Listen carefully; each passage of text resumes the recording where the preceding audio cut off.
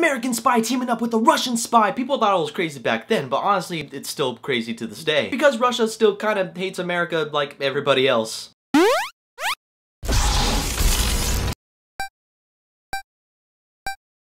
Okay, so The Man from U.N.C.L.E. in a suave voice. So The Man from U.N.C.L.E. takes place in the early 60s where America and Russia were in the Cold War era, basically two people just talking shit but they never actually get into any battles. And it follows the story of American agent Napoleon Solo, who after a criminal act is forced to go into a spy agency where he has to find a woman named Gabby Teller, who is the lead of finding a mysterious international criminal organization. From there he finds out that a KGB operative by this name right here, I can't fucking pronounce it, is after the same woman, causing friction between the two agents, eventually forcing them to team up. And as they are forced to become partners, they must use Gabby Teller in a race against time to ultimately save the world from nuclear threats. Now honestly, I didn't know what to think when going into Man from U.N.C.L.E. I had a couple mixed feelings before the movie. First off, it looked like it was gonna be a cool throwback to 60s James Bond films. Kingsman did that earlier in the year, so I was like, cool, we're gonna see that again. However, this isn't the first TV to movie adaptation with Armie Hammer in it, where not him necessarily, but the movie itself just completely fails. And I'm kind of talking about Johnny Depp. But after seeing this, it was one of those movies where I liked it, but it wasn't absolutely mind-blowing. Some of the things that impressed me was the acting in the movie. I can tell that every single actor had a fun-ass time with their roles. First off, you have Henry Cavill as Napoleon Solo, who's like this professional embezzler slash serial womanizer. This guy embodies that stereotypical manly man super secret agent that's the best at what he does. Although that can't be a downfall for a particular role like this, but Henry Cavill pulled it off. He had this energy on screen where you can definitely tell he grew as an actor. So for anybody who called him stale in The Man of Steel, where they're like, oh, he's the Man of Stale, watch him now, he's improving on his acting career. Then you got Armie Hammer as the agent, who I can't pronounce his name because I'm a stupid American,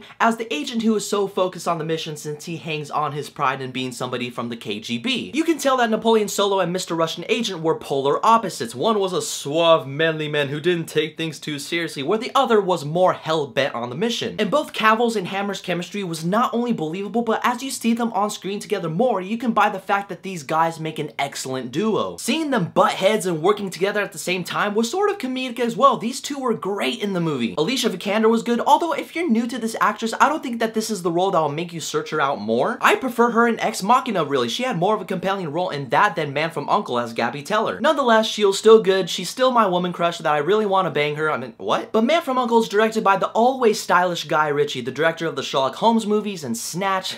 Snatch. And you can tell it gives that Guy Ritchie feel through the way the action was shot, the clever witty dialogue some of the characters say, that in some moments it reminded me of a Western. Whenever it gets to a pivotal scene where, let's say, a character gets pissed off and the camera just zooms up on their face and they have their hand curl up in a fist, and it starts playing that soundtrack that really builds up their anger, I'm like, dude, Guy Ritchie took some Western elements and put them in an old school spy film. Yet it was able to have that style, but mix it with something more modern and up to date, and you can see that through the way he captured the action. The action is one of the best parts of The Man from U.N.C.L.E. Most of the scenes, not all, were shot smoothly and beautifully that really looked like something that was modern. It was engaging to watch with what was happening and the soundtrack that was playing. Overall, it came out to be very enjoyable. However, Guy Ritchie making this movie modern can also be a downside because there was a ton of random tone shifts. Sometimes it would be this quirky, not taking itself too seriously spy film to a film where it does take itself seriously in a matter of seconds. It kind of takes away the whole purpose and the fun of the movie where you're like, alright, come on, let's get back to the fun shit. Speaking of that, this movie has a couple bit of pacing issues and it does slow down to the point where it really gets boring. And for me, I don't know about you, but it got to the point where it got to the end of the movie where I was like, oh, come on, when is this movie going to end? That's not good for a spy film. However though, that doesn't take away the fact that I mostly had a good time with this film. Because in the end, The Man from U.N.C.L.E. did prove that you can bring back old school 60s spy films. Henry Cavill, Armie Hammer, Alicia Vikander were all good in the movie. You can tell they had a ton of fun with their roles. Action was fun to watch, but at times it does slow down and it gets a bit boring. Overall, I think it's still a film worth checking out because I say if you want to see The Man from U.N.C.L.E., see it at the matinee price at best. You one gorgeous specimen you are, Henry Cavill. I mean, Alicia Vikander.